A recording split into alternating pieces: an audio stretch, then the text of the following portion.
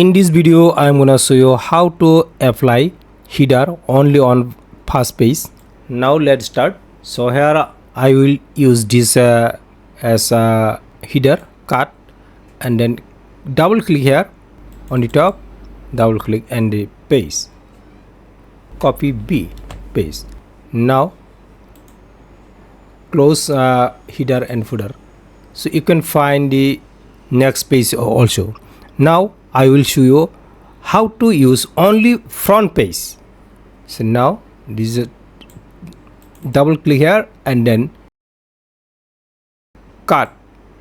You can find now check no, there is no header, and then click here on the top different first page.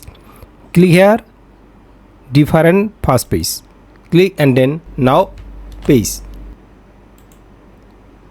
and then close. Now you can find check, you can see. So in this way you can apply only first page the header. So thank you guys, and then save the document.